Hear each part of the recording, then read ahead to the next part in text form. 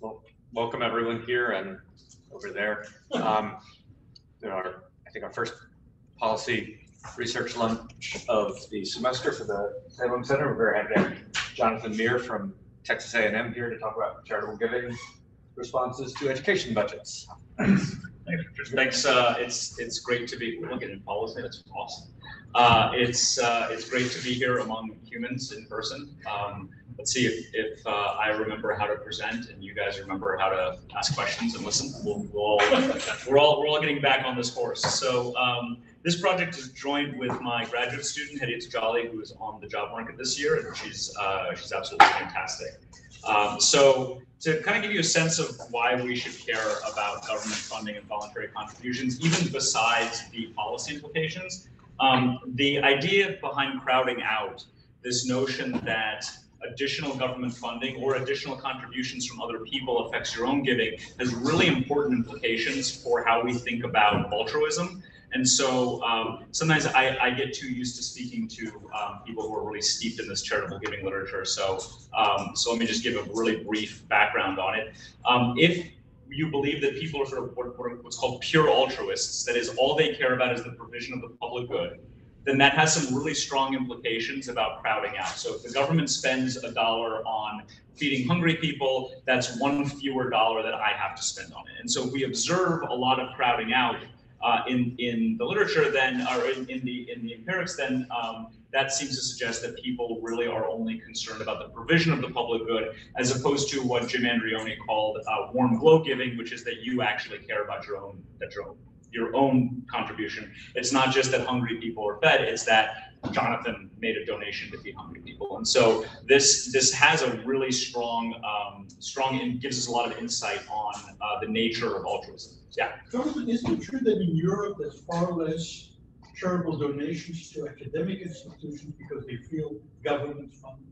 Yeah, and I think there's a lot to that. My parents, being Eastern European, don't understand at all why anyone would ever write a check to their college. But there's also universities and colleges and alumni relations and alumni feelings about it. I mean, it's completely different. The notion that you would wear a sweatshirt with the name of your college when you graduate from it, let alone while you're a student even, I think is really an unusual thing. We just have a very different system than them. So I don't want to make just sort of a monocausal explanation, but I do think that at least explains part of the difference between rates of charitable giving in the United States versus a lot of the rest of the developed world. Is much higher in the US.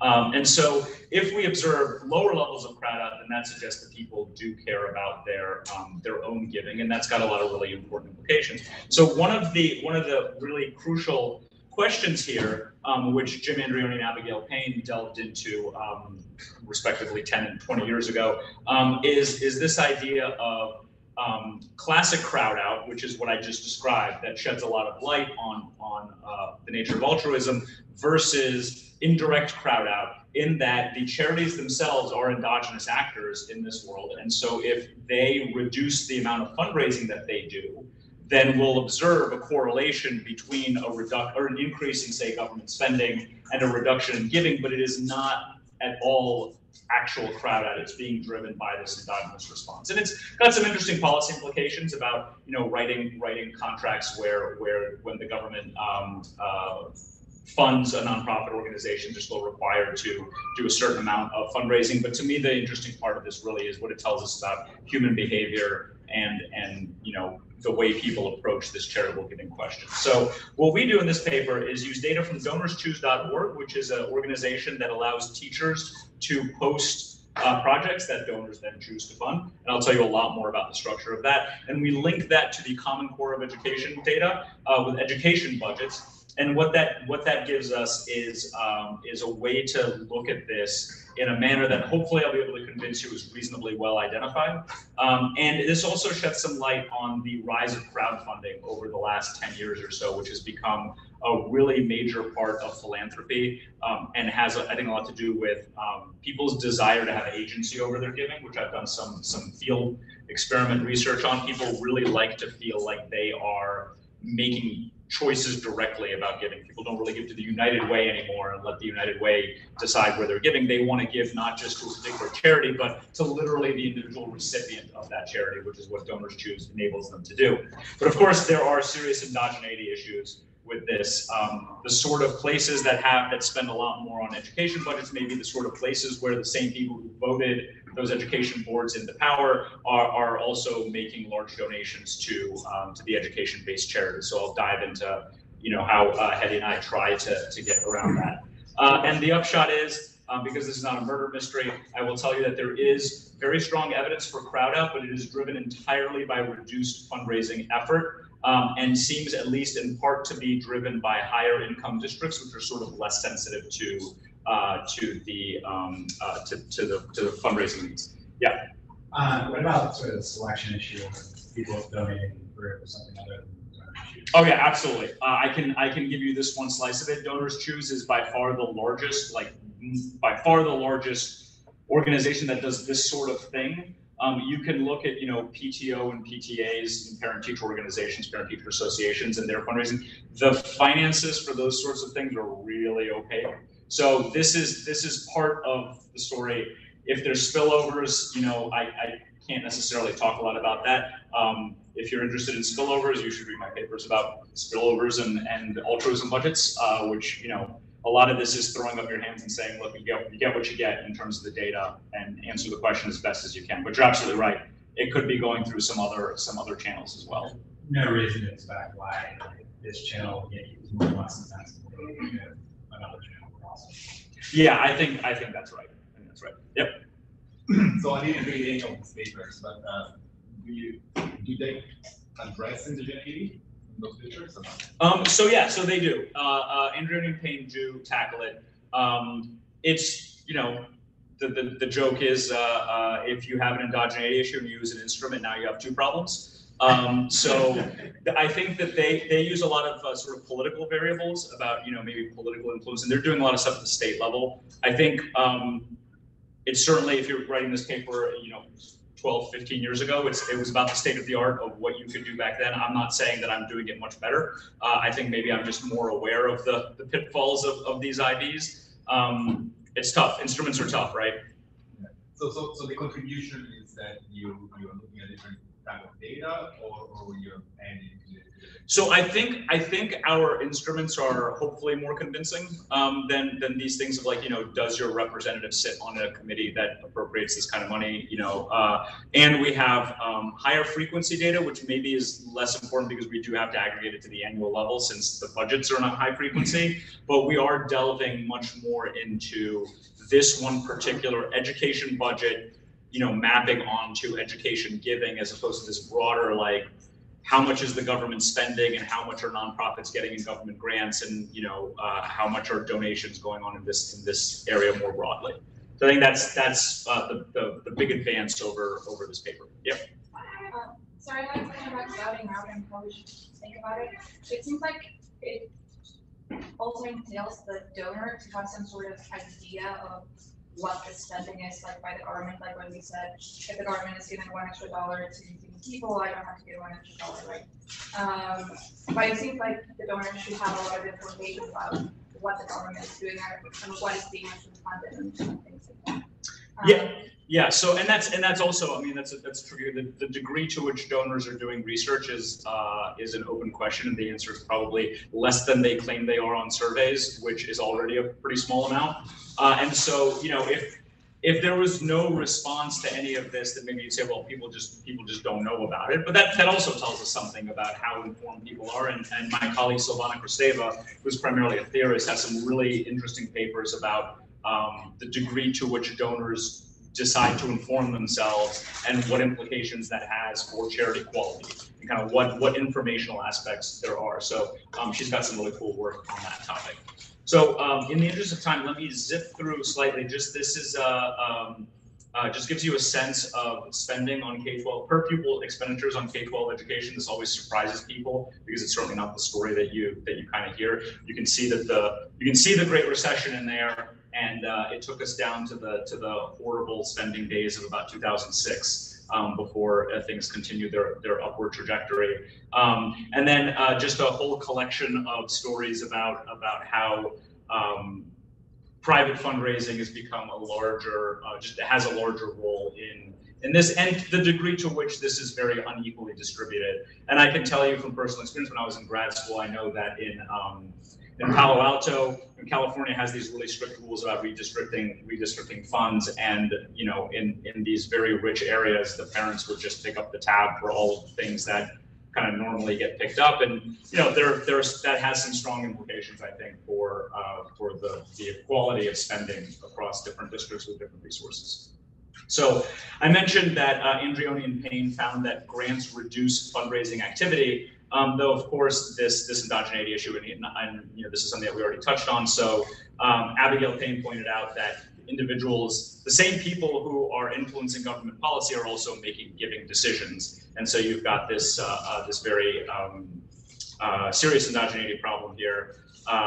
And that might explain why this recent meta-analysis found evidence of crowd out in controlled experiments, but crowd in with observational data. Certainly a lack of controlling for endogenating would kind of explain this disconnect between the experimental results and the observational data. But there is also this potential idea of an endorsement effect where this serves as a signal of quality. Well, if the government gave this organization a grant, that must mean that they are at least not a bunch of scammers, maybe. And then, as my colleague Catherine Eckel has pointed out elsewhere, that the framing of budget effects seems to matter, and DeWitt and Beckers have this recent paper that just if you're saying here's what the spending level is versus the spending level is 5% lower than it was last year versus the spending level is 10% higher than it was 3 years ago. And I think that speaks to your point about how informed people are about this. So this is some interesting framing effects here. There's a huge literature on school budgets and their effects. I wish Rich Murphy was here in person instead of on Zoom, so I could just hand this over to him. But I'm gonna gloss over this just again so we can stay focused on the charitable giving stuff. There is a small literature on education budgets and crowd out. Jones has this paper using the introduction of lotteries on where some of the money there is earmarked for education. There's some interesting questions about the flypaper effects of this, like how much of this money actually sticks to education and how much of this is state legislators saying, great, now there's $10 million coming in from the education, we can cut or not grow the education budget by this amount. There's some work in the nonprofit management literature that looks at schools supporting nonprofits, but again, a lot of this data is just famously messy because very often, this is a separate sideline of mine on the administrative issues in charitable giving. You have people who are not at all trained, and for whom this may be their comparative advantage in the organization, but their absolute advantage is terrible in filling out all of this IRS paperwork, but they're the people who are designated to do it. There's also a recent paper looking at fundraising by charter schools in Texas, which is pretty interesting. It looks at the relationship between enrollment and fundraising from these places. And then this is the part of the seminar where I put up a whole bunch of papers that I wrote, all of which you should read, which essentially, some of which use DonorsChoose, some of which don't, and look into some various aspects of this, like competition among these fundraising projects and the effects of overhead costs on them as well. So what is DonorsChoose? It's as I mentioned, it's a platform for public school teachers, and that includes, of course, charter schools as well. At this point, more than 4/5 of schools in America have had at least one project posted by a teacher in them, and well over 500,000 teachers have posted over 1.5 million projects, raising at this point over $1 billion in funding from millions of donors, which of course sounds like a lot of money, but pales in comparison to the roughly $650 billion a year that we spend on K-12 education. So it is objectively a lot of money, but relative to education spending in general, it's not that much. And I'm gonna make that point very explicit when I make some of these comparisons, because some elasticities will look large, but they actually reflect a fairly small change in dollars, because the scale of government spending on education is so different than the scale of private giving. And about 70% of the projects are funded. This is a threshold good. So this isn't like some organizations like Kiva where they sort of sub rosa make sure that they're all funded so that everyone's happy. This is a threshold good. You don't get the money unless you get to that level. And it's not like Kickstarter where you can go over. The teachers post their project, and if it reaches its funding threshold, it's funded. I'll show you what one of them looks like in just a second. And the mean project is about $600, and the median is about $400. So there's not a huge right tail of very large projects. There's also this optional support, which is how DonorsChoose is funded. That's the donors option to kind of top up an extra 15% to tip DonorsChoose for posting this, and that's the main way that they fund their operations. So you can see it's grown quite a bit. Doesn't actually really matter what's on here so much as it is at this point about 60% of districts have had at least one project posted, and it's grown quite a bit over its existence. It started in 2001, but you can see even by 2003 it was very, very small, and their data really started in 2003. And I should just give them a really quick plug. They're the most amazing research partners. They're incredibly transparent. They actually have masked versions of the data that are publicly available, so it's actually like a cool thing for undergrads to like play with and work with. And they have, the charts that show you how to merge the different types of data together. They've always been very transparent. They understand that, they really rely on the trust that people have in them to kind of give fairly substantial sums of money. So you probably can't see this all that well.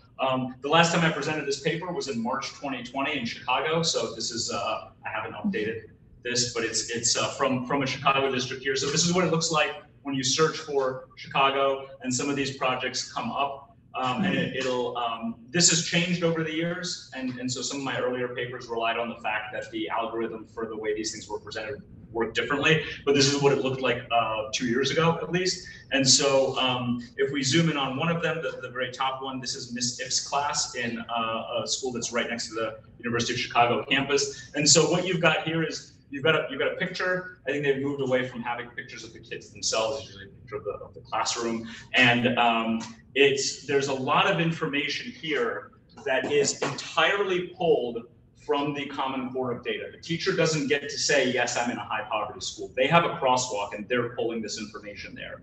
And then it'll show, what grades is it for? What type of project is it? Is it enrichment, or are these fundamental resources? There's a paragraph about the kids. There's a paragraph about the project. And then if you were to scroll down, it shows you exactly what Miss If has asked for. And Miss If is not just making this stuff up. They have a catalog. And she doesn't get money, she gets the actual items, right? And then her kids write thank you cards, and she has to take a picture of the kids with stuff. And so again, there's a lot of transparency in this, and a lot of need to kind of demonstrate that this is very much an above board operation. And then it shows you some of these things about sales tax and processing fees and shipping costs. That's something that I use as a source of exogenous variation in thinking about donor responses to overhead costs in a 2014 paper.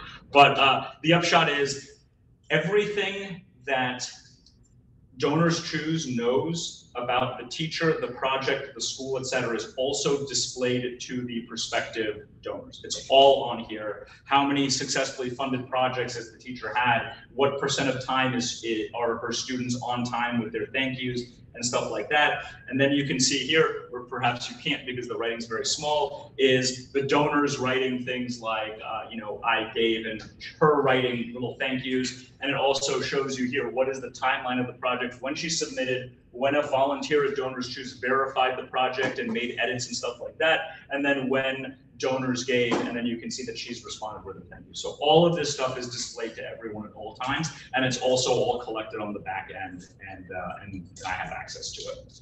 Okay. So that's DonorsChoose. Then we take that and we connect it very easily, thanks to the fact that they actually have the NCES codes built into this, to the district level budget data from the Department of Education. And so we take per pupil expenditures, which breaks out into about 84% is elementary, secondary expenditures, which is basically everything you can think of that's remotely related to actually teaching kids. And then about 10% of it is capital outlays, and the rest of it is kind of other stuff,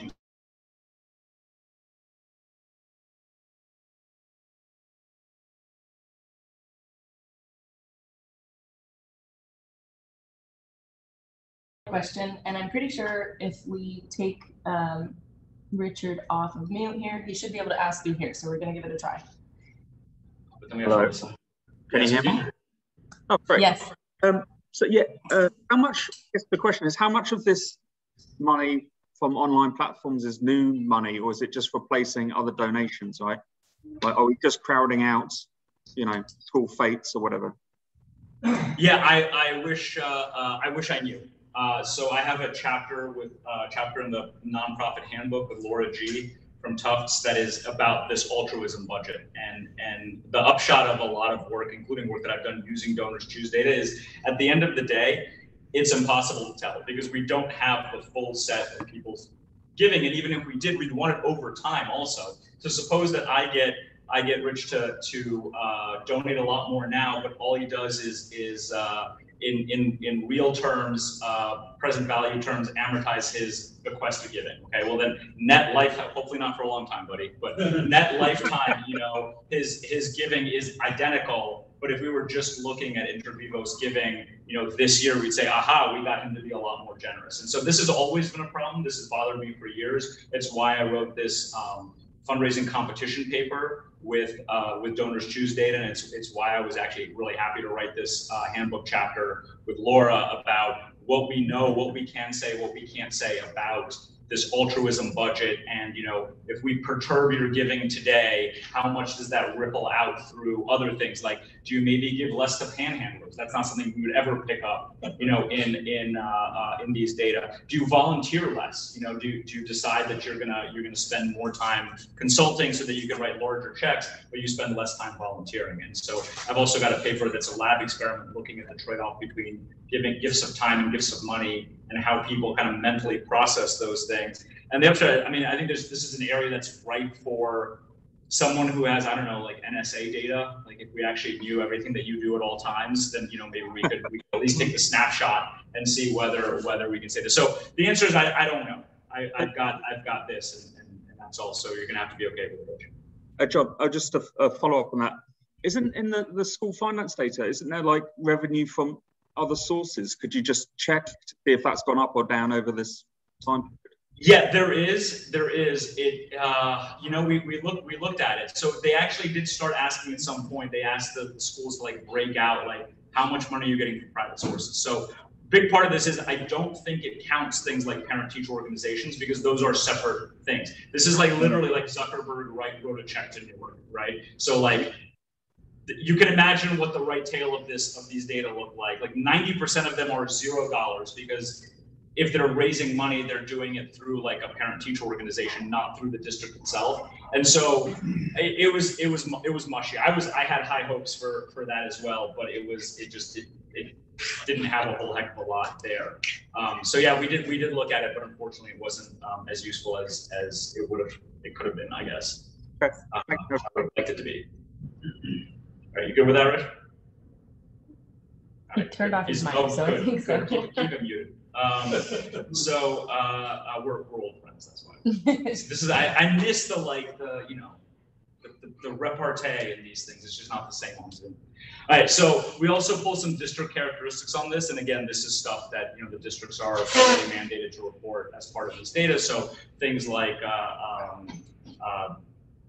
race of the kids, and then we also connected to a number of different census sources and stuff like that of poverty level and things like that. So we've got those data. So what we do is we use the project information to match projects to the fiscal year that they're in. They generally got about 90 days to get funded, or they expire, and the donors get their money back. But then they just generally donate it again. So it doesn't really matter when we match it up, whether we're matching up the exact date of the donation or the date of the project start. It just is a little bit of noise on one side or the other.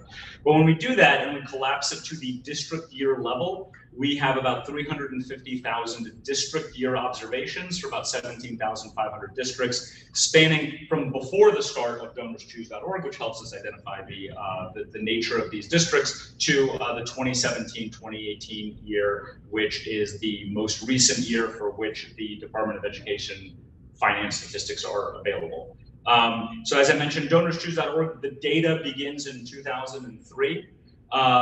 about a fifth of district year observations are associated with some donations, but about 80% of districts have at least one project that received donations, and that was funded. So there is quite a bit of variation here that allows us to include district fixed effects in order to kind of soak up everything that's unique to this particular area.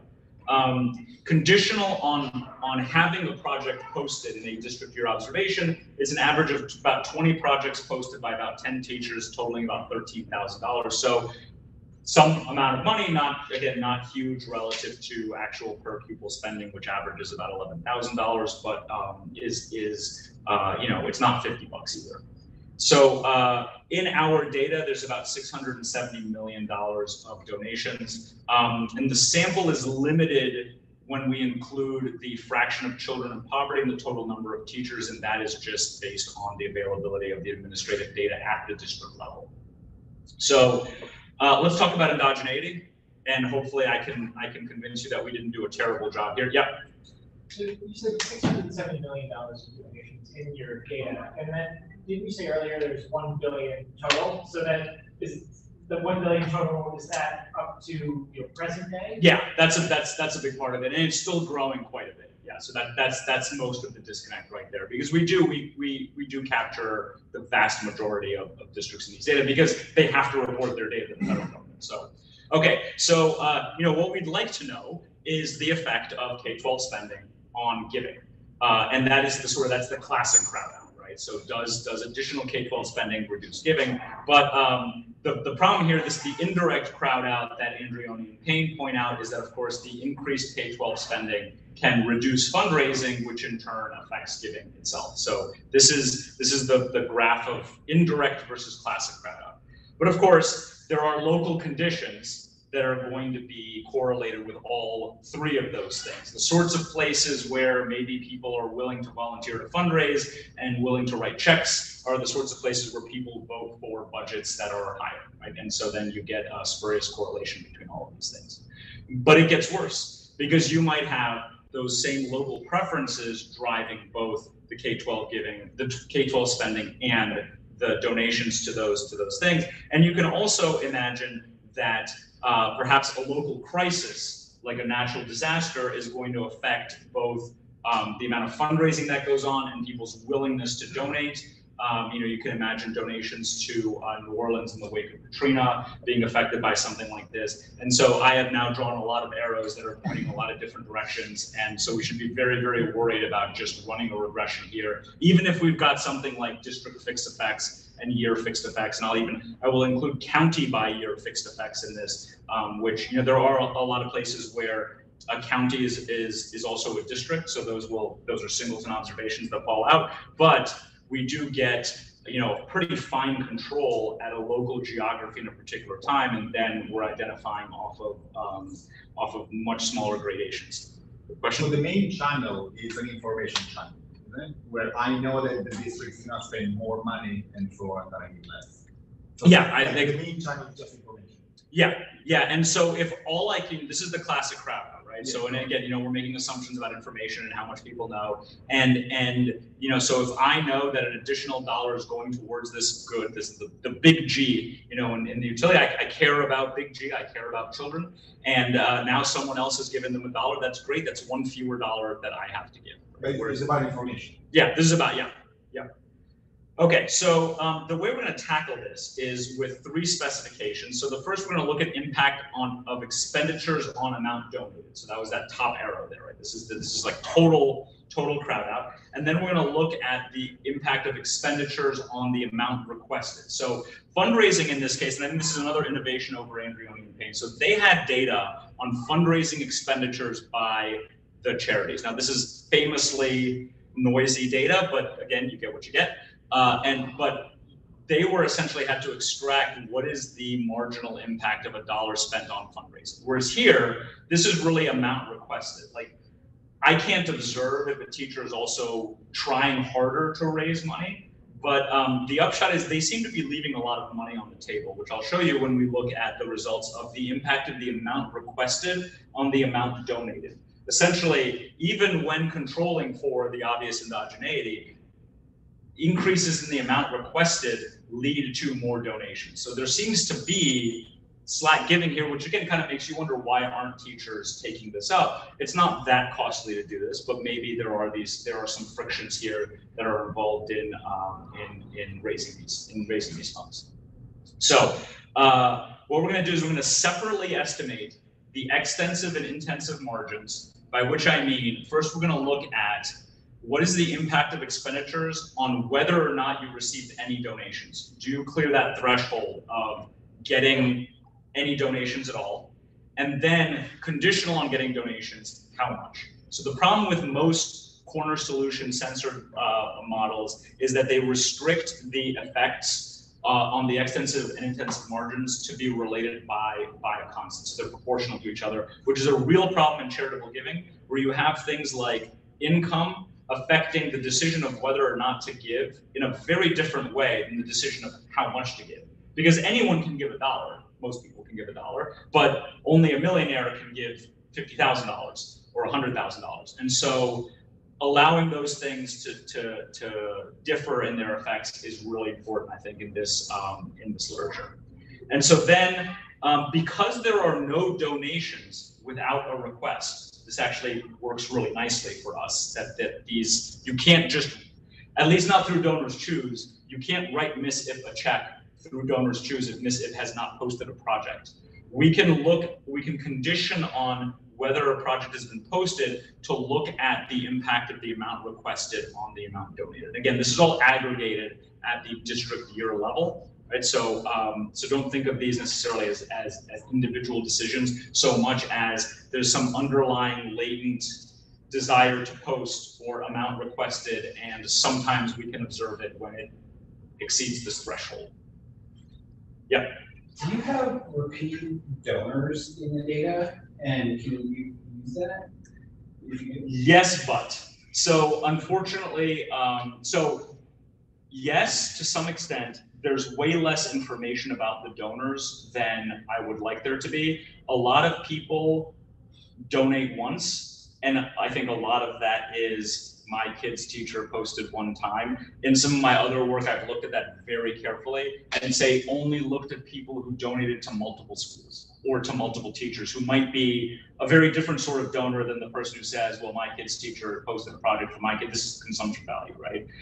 And so less than I'd like to. And when I talk about, we do look, well, one of the things we do look at is donations from within, not quite the district, within the geographic area nearby the project and outside of it. Even there, what we actually look at in-state and out-of-state, because even zip code, we didn't have it for a huge percentage of people. We have state for like 85% of the dollars, but that's about it. Most of what's happening is these people donate, they don't actually make an account, they don't fill out any of the stuff, you know, they they fill out their credit card information once, and that's about all you have about them. Yeah. So bummer, but yeah. I think you mentioned that posts needed to like cross a threshold in order to receive some money. So when you say no donations, you're assuming that posts that were actually posted but did not receive that minimum threshold are classified as like no donation, but still like a post there. Yeah, so that's what we're looking. So amount requested and amount donated. Specification 3 looks at both of those, right? So there may be a lot of requests but no donations. That's an important thing for us to know about. And also, if the teachers request more, does that also lead to more donations? This is in the Andrea Payne framework. This was what is the marginal effectiveness of fundraising? And so, you know, are these charities kind of optimizing? Because you'd expect that you want the marginal benefit of $1 of fundraising to equal its marginal cost. And like I said here, it sure seems like teachers are leaving a lot of money on the table when they do this. There does seem to be more, and I think that's kind of an interesting question, but it's sufficiently separate from what we're doing here that I'm waving my hands at it. Okay, so what do we control for? We control for the fraction of enrollment by race and in poverty and the log number of teachers. We look at primarily, we're going to have district fixed effects, and we're going to have state by year or county by year fixed effects. And as I said, there's a lot of singleton observations for county by year fixed effects, and so I'm going to show you both of them. And we're going to also compare giving by donors in the same area, by which I mean state and also elsewhere. So what are the instruments that we use? So I've been very cagey about this. Let's be less cagey. So these are drawn from the education literature. So the first thing that we're going to do is we're going to use a shift share instrument for funding from the state. This is something that Dave Deming and Chris Walters used for higher ed funding. And so essentially, there are a lot of problems with shift share instruments. Like I said, have a problem, use an instrument, now you have two problems. So what you're essentially doing here is saying, if you're the type of district that is heavily reliant on state funding, or, excuse me, was heavily reliant on state funding some time ago, for us, the first year we observed you in the data, which might have been 10 years before DonorsChoose started. You're the type of district that's heavily reliant on state funding. When state funding for K-12 education grows for everybody, you are more likely to get higher funding. But it's entirely due to the fact that you are the type of district that is heavily reliant on state funding, as opposed to you're endogenously doing things that allow you to get more state funding. Okay? So part of the issue with shift share instruments that's come out in some recent literature is that, of course, if you're the type of district that's heavily reliant on state funding, are we worried about serial correlation to that, to the type of district you are today? We've got a pretty big gap of time between the first time we observe these districts and when they're, maybe not more reliant, but more exposed to DonorsChoose funding, 15 years later. But that's approach number one that allows us to say, here is something that is plausibly exogenous variation in K-12 expenditures, in that it has nothing to do with what the district is doing in 2016, but does, through this channel of exposure to state funding, potentially impact the amount of K-12 expenditure that district has available. So that's instrument number one. Instrument number two is a set of school finance reform timing indicators that are drawn from a set of papers by Jackson, Johnson, Persico on one side, and Bayer, Blair, and Ken Whaley on the other. They were using these to show that essentially these court-ordered finance reforms affect the trajectory of school expenditures in different ways for districts that are at different levels of income. So it raises the expenditures of lower income districts by a lot more than it raises the expenditures of higher income districts. Yep. We have another online question. Yep. Let me unmute here. Hey, Marika.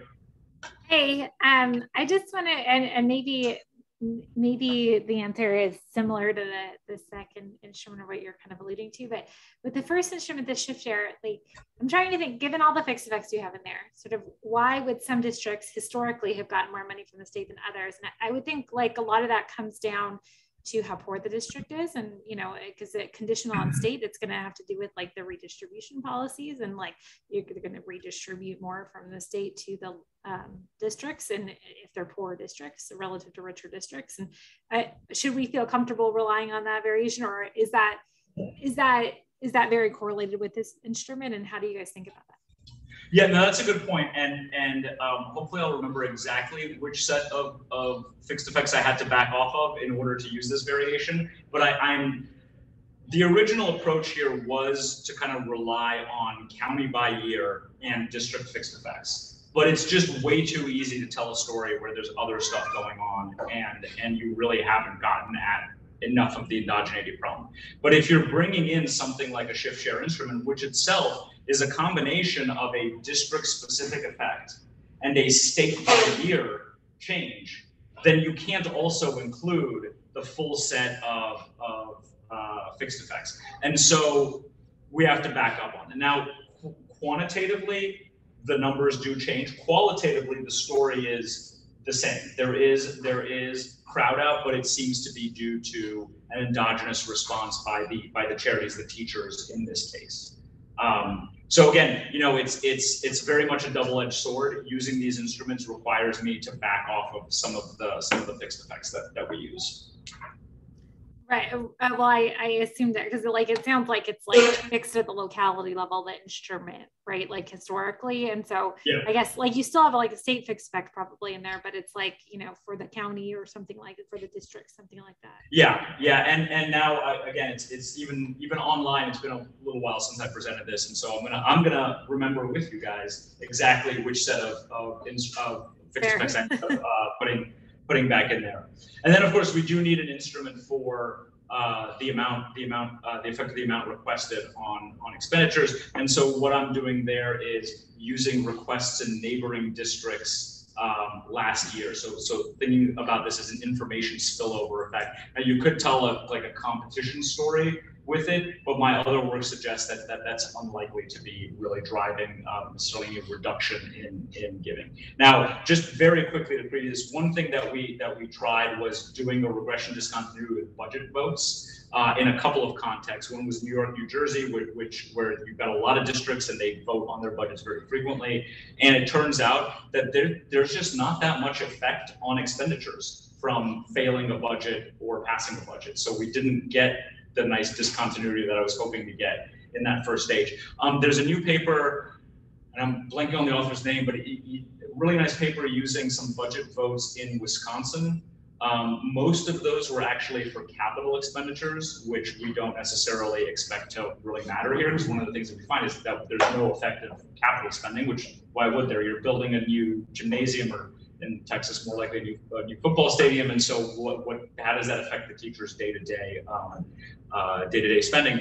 And then the last thing that we looked at, there's a new paper that I think, if Marika and Rich at least were at the last NBR meeting, I think was presented on using these wind turbines. So that money is actually earmarked in Texas for capital expenditures only. So we were able to replicate all of these because we replicated all this stuff, which is cool.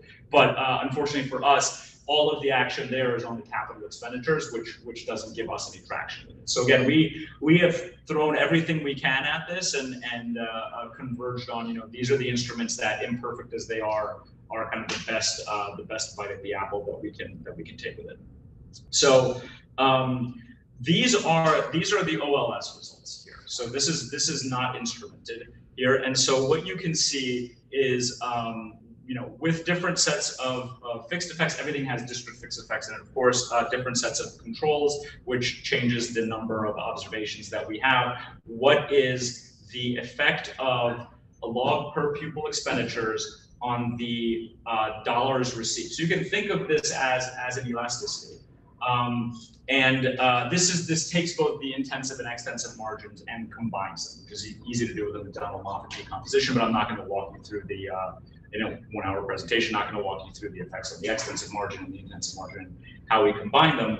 And so, you know, these numbers seem like reasonably large, but in reality, when I show you kind of how we benchmark them in terms of the base number of dollars, it's actually a very small effect in terms of number of dollars, even if the elasticities are reasonably large. Now, what you can see here is that when you look at the effect of expenditures on the log number of dollars requested, the elasticity here is about the same as the elasticity on the actual donations, which should clue you in again that most of this action seems to be driven through this actual request margin, not classic crowd out. And then if you look at the effect of dollars requested on dollars received, again, uninstrumented, you've got something that's actually quite high. So the more dollars requested, the more dollars are received. But again, there's a whole slew of reasons why we might imagine that can't really take a causal interpretation of that effect. Though, as we'll see when we instrument with this, it turns out to not really matter. You get a very, very similar number, even when it's instrumented, which suggests that teachers are leaving a lot of money on the table by not posting more. So if we were to benchmark this, if we take $1,000 increase in per pupil elementary secondary expenditures, which is pretty big, it's 9% of the mean in the data, that's going to reduce total giving by about $35. Right?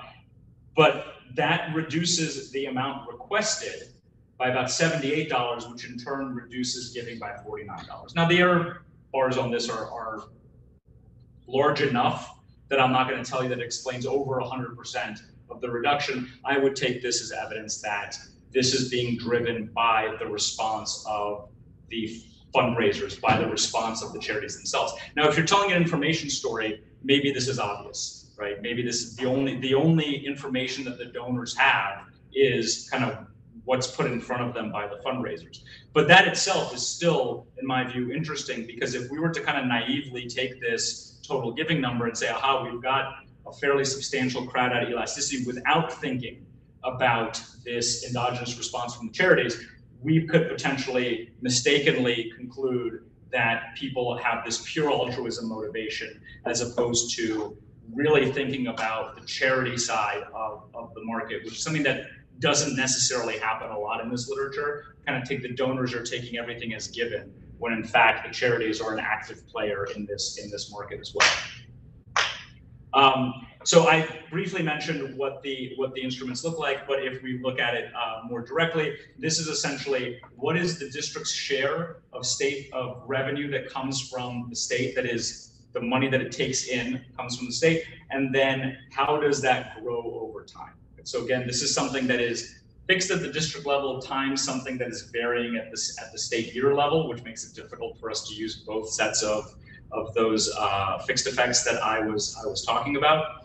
And the second one were, as I mentioned, those school finance reforms from these recent papers, and which again we replicate. We only use, a lot of these happen in like the 70s, and so those just don't have an effect anymore. Like it's all converged. So we use the ones that are more recent, that I think that start in the 90s. And if you look at that, you can see here we replicate their thing, where the comparison group is the top quartile, highest income districts. And what you can see in this event study graph is that the bottom quartile of districts are the ones whose expenditures rise after these court-ordered reforms. So these are not legislative reforms that are coupled with anything else. This is a judge telling the state, you have to raise funding for this set of districts or by this formula, stuff like that. And then you can see that there is an effect on the second quartile, and then really not much of an effect on the third quartile, all relative to the top quartile of spending. As I mentioned, there are a lot of limitations here. We can't include all of those fixed effects. I think what we end up doing is we include district effects, because those to me were the most important ones, and then just year effects. So there's no geography by year effect here, because that's the variation that we're really using, is geography by year variation. Maria, you look like you want to jump in. You don't have to if you don't want to. Okay, good. Okay, so with that limitation in mind, instruments giveth and they taketh away. When we look at that, this is the first stage. So you can see that the shift chair instrument does have a fairly strong effect in the direction that we would expect it to. The districts that are more exposed to state expenditures have higher, more exposed to state revenue, have higher per pupil expenditures when state giving sort of secularly goes up. And so it's the direction we expect from that. The instruments, the school finance reform instruments, there's a whole bunch of indicators. So obviously I'm not going to show you that. I showed you the graph of the first stage essentially, and I can tell you that, you know, when you do a joint test of it, you get a nice big fat F statistic. You can do state year. No, not really, because so the school finance reforms are state year by district type, right? Yeah. And the shift share is district by state year. So you can do it in the sense that Stata lets you do it, which is always a very dangerous thing. Essentially, everything just kind of blows up, right? So you get something, you can tell that there's just a lot of collinearity in there. You're identifying off of such a tiny amount of variation that may even be like machine precision variation. And so when we worked through this, I was like, you know, these were like the telltale signs of a huge collinearity problem when you're looking at the results with the full set of instruments, and then realizing, okay, when you write this out, you've got to back off of something in order to be able to identify this. But then, don't you want to compare really Texas, this they got more money versus less money? So you've still got district fixed effects, right, which are going to subsume state fixed effects. Right? So you still, yeah. So the state year thing, that's what the instrument's giving you, right? Is that's the variation is from there. Okay, and so as the instrument for the amount requested is the neighboring districts as defined in the baseline year. So districts are merging and changing, et cetera. We ignore all of that. We say the first year we observe you in the data, those are your neighbors. And so those are the information spillovers that we're gonna look at. And we're gonna look at requests from your neighbors in the previous year. So we're thinking of sort of an information spillover story here. You heard from your friend, oh, we did this, it actually worked really nicely. And we find a strong first stage here, and it's robust to the instrument set, whether it's defined as the number of projects requested by your neighbors, the amount of dollars requested by your neighbors, et cetera. It gives us a robust first stage. And so, of course, you do worry about this competition spillover here, that maybe they're pulling money away from you. My other work suggests that at least within DonorsChoose, additional competition actually helps grow the pie. That was not what I was expecting when I sat down to write that paper, but it was a very interesting finding that even within a limited geography area, more projects actually seem to bring in more money, which again, if teachers are leaving a lot of money on the table, I guess that's kind of exactly what you would expect based on that request, effective requests on donations.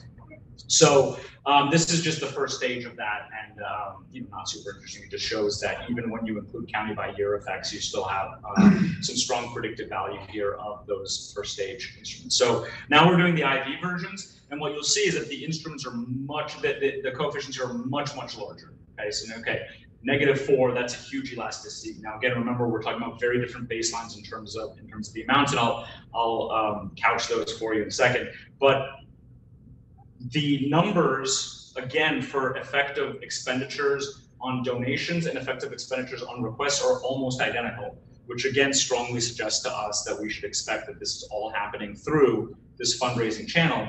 And even when we instrument over here with the log of the dollars received as a function of log of dollars requested, it's the elasticity here is basically 1. So essentially, again, teachers are leaving a lot of money on the table. If they weren't, you'd expect this number to be pretty close to 0. You're right at the, you're at the inflection point, and marginal benefit from this request is pretty low. So if we put that into dollars, again, take this $1,000 increase in per pupil elementary, secondary expenditures, which is about 9% of the mean. That reduces total giving by $628. Which it also reduces the amount requested by about $1,000 in a year, which in turn reduces giving by about $770. So again, we explained more than 100% of the reduction in private voluntary contributions to education through this fundraising mechanism. And so, so this to me, I mean, again, $1,000 increase is a lot of money because it's times a lot of kids.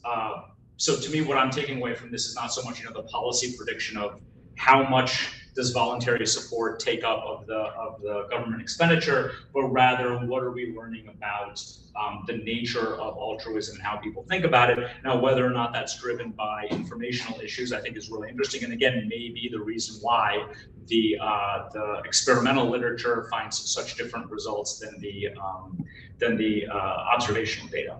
So as I mentioned, donor state is present for about 85% of the dollars donated, and the effects are nearly identical for in-state and out-of-state giving, which I think maybe sheds some light on informational awareness and things like that.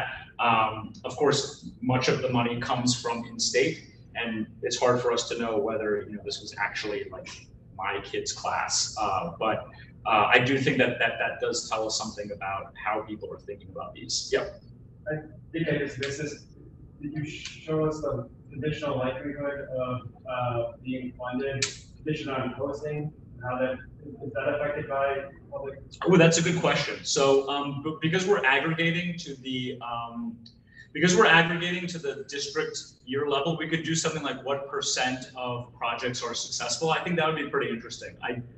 I feel like we must have done it at some point. Such a good idea. We must have done it at some point. But that's not very satisfying right at this moment. But yeah, I think that's a good thought. We can sort of look at the success rate. It's starting to come back to me. I feel like we must have done it, and I feel like if we didn't kind of put it front and center, it must not have had a lot of action on the success. Well, the reason I brought it up is one hypothesis is just that X% of these things get funded, and that's completely irrelevant, completely orthogonal to the funding situation in the district. And the funding situation just affects whether the teachers are desperate enough to spend their time off or the evening work on one of these posts. And that kind of explains what's happening. Is that fair? I mean, I think that if like, let's say 70% of the projects always get funded, irrespective of whether the teachers are putting in that much more effort, I think that actually tells us something really interesting, right? About, I'm gonna